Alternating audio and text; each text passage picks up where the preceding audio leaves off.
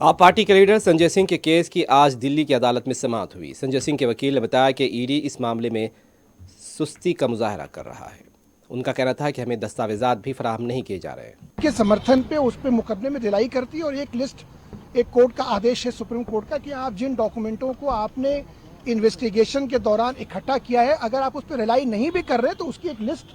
जो है वो सारे एक्यूज लोगों को देनी होती है और एक्यूज्ड को ये राइट है उन डॉक्यूमेंट्स का इंस्पेक्शन करने का। बड़े अफसोस की बात है कि वो सेक्शन 50 के बयान जो 164 के बयान के पराधी में आते हैं और गलत बोलने पे उस पर कानून में सजा है, और जो ईडी ने रिकॉर्ड किए बहुत लोगों के खिलाफ, और आप सब लोग जानते हैं कि उन्हीं बयानों के आधार पर लोगों को मुजरिम बनाया गया जिनके खिलाफ कोई मुकदमा नहीं था। 20,000 पन्ने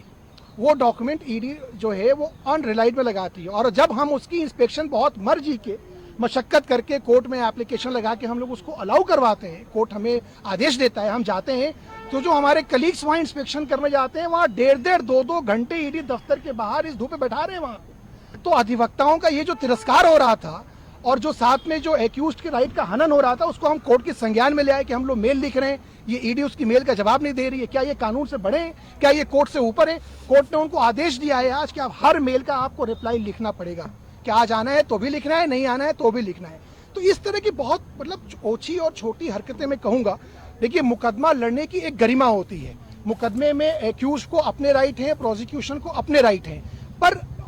एक इतनी सशक्त इन्वेस्टिगेशन एजेंसी जो कि जिसके पास पावर का अंबार है,